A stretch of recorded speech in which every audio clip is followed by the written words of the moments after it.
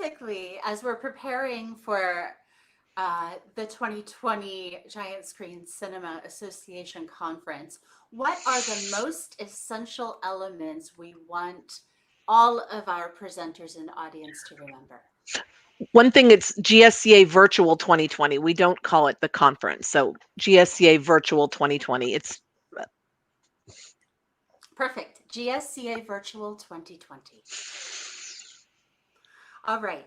So I want each of you to feel free to share in the next few minutes what fundamental pieces we want all of our speakers to remember as they're creating their own different types of talks. I'm going to continue to flip through some of our different formats and some of the back end, because I'm also recording what that looks like on the back end that we can piece together.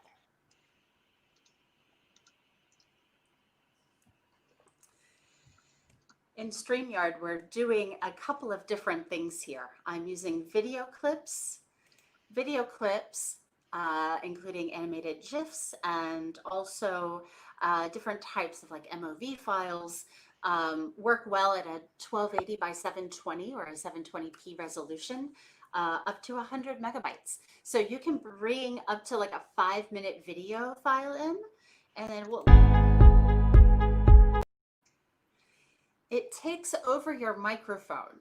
And so this is good for breaks and interstitials and things like a short break between speakers if you need to use it. The other thing is, when you use those kinds of effects, you can cut them out later before your final video. So feel free to take breaks as you're recording and to give yourself some time and space as you're creating. I'm going to put a couple of different backgrounds, including some that are specifically uploaded for this event. And some of them are obviously the wrong size, because I want you to see what that's going to look like in terms of different types of either taking the logo and making it look giant.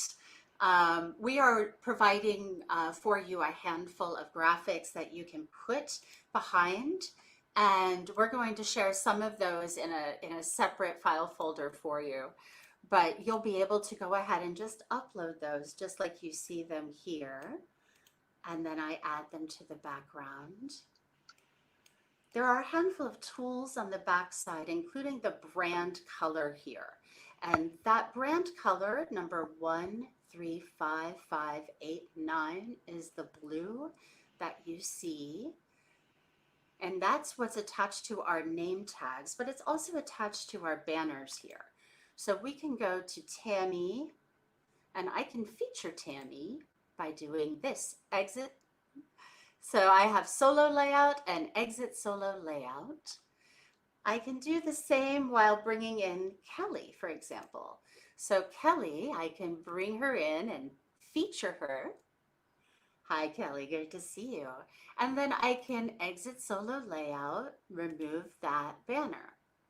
So there are a handful of different formats, obviously, you're going to see here that work better for panels. And each of you can screen share. So if one of you wants to go ahead and screen share something for us, we can look at what that's going to look like with us. And this is another way that you can share video. You can share a live Zoom session even. You can share any screen into your live Streamyard broadcast.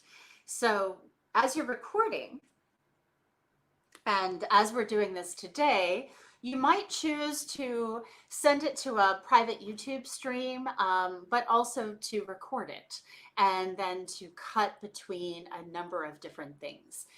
This becomes very useful, for example, if you're trying to test with someone on the other side of the world and you want to see what it's going to look like on a different type of screen. So Evo, just one comment. I tried to share my screen and I did not have my configuration set in Google Chrome. Mm-hmm. So I have to exit Google Chrome and reopen it to allow those changes to take place. So I cannot screen share. So that's a good note for people to be aware of. Yes, and we're going to talk a little bit about browsers as well. So I'm screen sharing now, for example, from our Photoshop of the logo.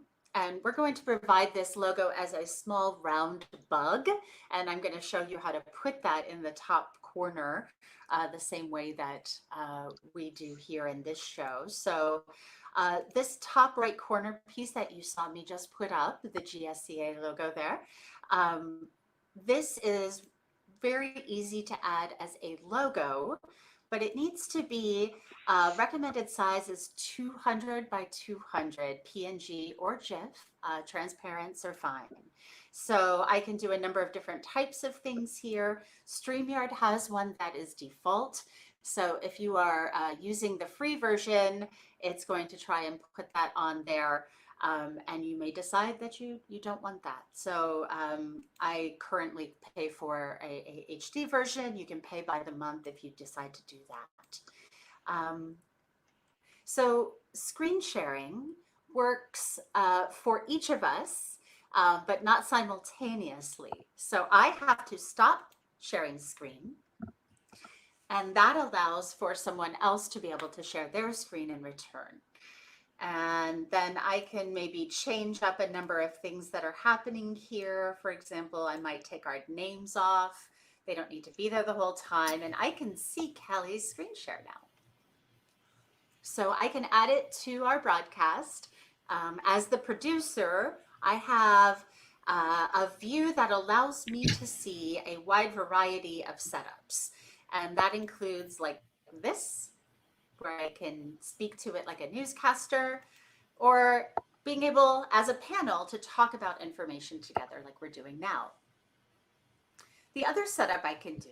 So Evo, as I shared it with you, but it didn't go live right away, right? You saw me share it and then you had to actually bring it into the broadcast feed. That's right. I see a button that comes up called Add to Stream every time someone comes into what is basically the waiting room or backstage if you're thinking about this like a broadcast tool. So now that Tammy just disappeared, for example, let's say there was a power outage in her area, I can now add her to stream again. So that's how that works. It's very simple to do. It happens all the time in live broadcasting where people disappear due to bandwidth or power, or I mean, we're having wildfires here in California and we've had lightning storms and all sorts of crazy things happening lately. So you never know what's going to happen in the middle of your recording session, and you have that power to basically, pause, take a moment, and then when they come back in, bring them back into stream.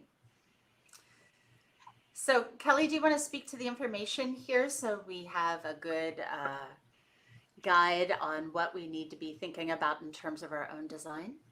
Sure, we will. The hex color you see, the blue background 135589, that's the blue that we're using in the background here. It's behind the logo. So if you do any banners on your presentation, you'll want to choose that color. On our PowerPoint template that we'll be providing, Open Sans is the font that you'll want to use. That's the default font. And then there are a couple other fonts that are used in our event graphic that they're not real common fonts. So if you don't have them in your font package, it's not a big deal. You can always default to Open Sans for that. All right. And within Streamyard, you don't have font choice, you have the hex color choice. And so that is in what is called brand. And there are a small number of tabs I have, including banners, which is what you're seeing here with our names, and I can hide those. There are also tickers, which I have used in the past. You may not need this, but it can be useful sometimes for URLs or for things like hashtags. So just in case you need those sorts of things while giving a talk, it can be helpful to create the visual reference for people. Same with the bug. You don't need to use it all the time. Feel free to use it as it's helpful. Try not to cover up people's faces is a general rule in terms of production.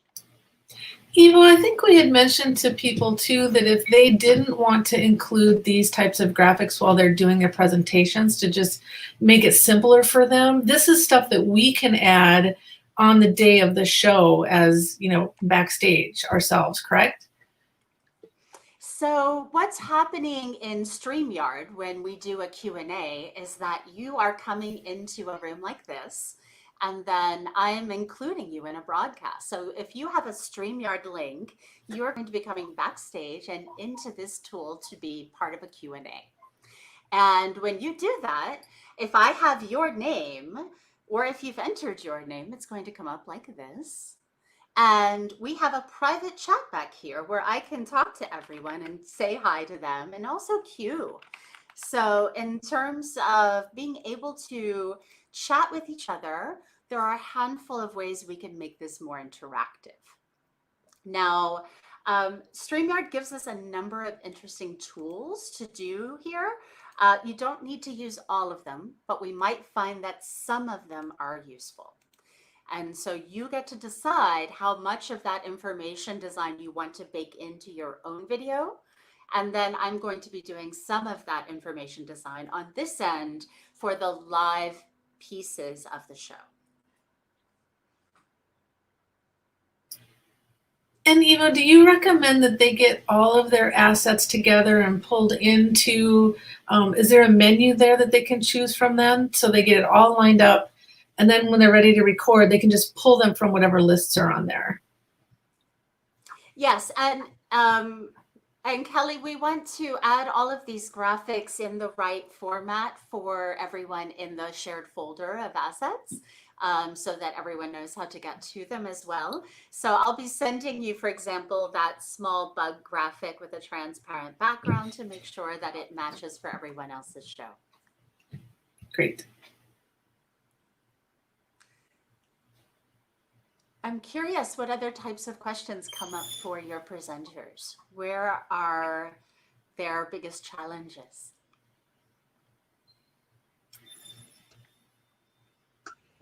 They're asking how to bring video in. Great.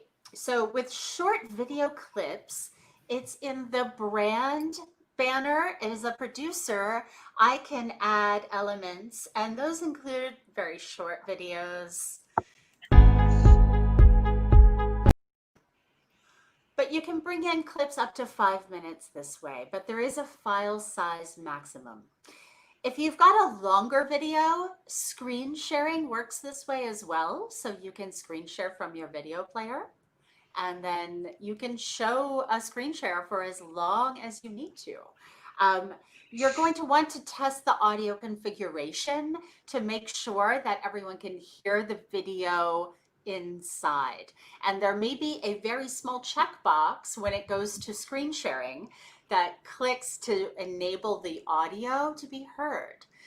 Depending on if you're on Chrome or Firefox, look for a little checkbox to make sure that people can hear the audio when you're screen sharing.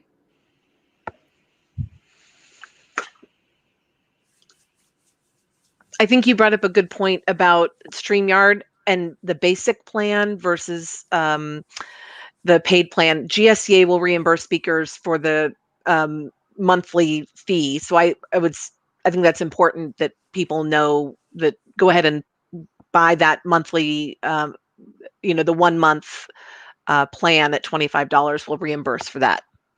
Absolutely. If this is a tool that is useful for your panel, especially, this is a great way to bring groups together, and it becomes very organic and easy to have something that feels more like a talk show or a panel. So there are certainly other tools that are available for free, and we encourage you to reach out if you need any other help.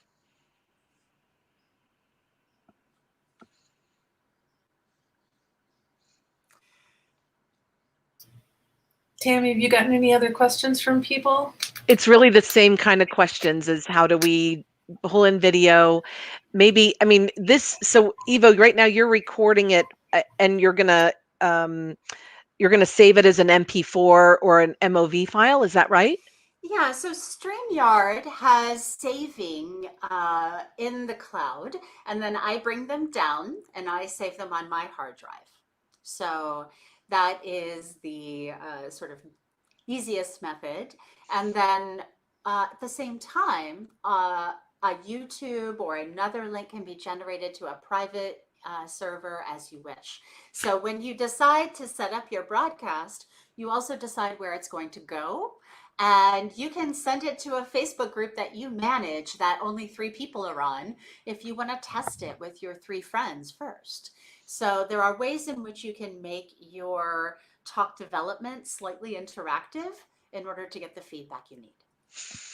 The GSCA will want the MOV or MP4 file, and then we will upload it to our YouTube channel. So we just ask that everyone, when you're saving your file, when you're working on your final product, to go ahead and save it and send us that link, or send us the the file either via file sharing program or to our Dropbox link. Right. And Dropbox being the ideal way to make sure they're all in one place. And please make sure that you've put the title of your panel or talk in the title of your file. I hope that got most of our questions. I'm going to turn our display names back on, which is a good practice to do at the beginning and the end of a broadcast, so everyone knows who is everyone here in the room. And I would suggest you have it so that it's pulling in the name we have selected, right? Yes. So I would say if presenters, or if the session organizer is doing that, I suggest having a uniform style. Like right now, you have she, they, I have GSCA, Kelly doesn't have anything after her name. Right. It's just that's something I noticed right away. I would suggest either having the person's name and their affiliation, right, or just their name. Right. So just be But consistent. pick one or the other. Right. Yes, please. Yes. And it's a good practice to have that conversation with your colleagues. To change that when you come into the room, it allows you to change your name and how you are going to be presented. So if you need to just step out of the room and log back in, you can do it again. Do we want them to put a banner at the bottom at the very beginning that has the title of their session, or will we be doing that, Evo, on our end? We do that on the live Q&As. Okay. So the live sessions will have something like live with, and then we will certainly include all of that information. Okay, but for the recorded sessions, that's what we're really talking about. We want them to do that? Ideally, we want them to include as much visual information as they want transmitted. And then the only thing we're going to add is maybe a bug or something simple like a title card and an end card. We want to add as little as possible to your talks. Okay, so this is information different than what we've shared with our speakers. So I'm going to update our file and send out a new piece of information to include that. Because for the recorded piece, we'll want that included. So we'll go ahead and change that information on our end and make sure everyone's aware of that. Okay. And the great thing about how this is all going to come together in Event Mobi is that things like title and end cards are pretty easy to add to video files before they go up for the final upload. And that allows for a sense of cohesiveness with the branding that the event has in the virtual space. So this is all just designed so that we feel like we're in the same sort of space together virtually. I think this is good. Kelly, is there anything else you think we should cover at this point? I can't think of anything. We might get more questions after this, but maybe that's stuff we can just answer individually. Great. I'm going to include some of the back end of our how this works and what this looks like in terms of the Streamyard interface. So in the final video clip, you'll see some of that as well. Great.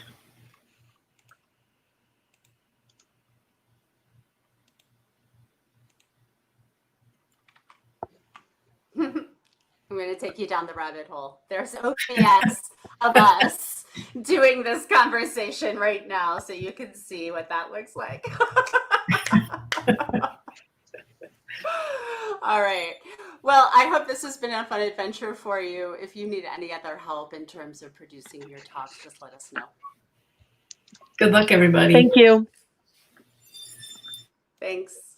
Have a great day.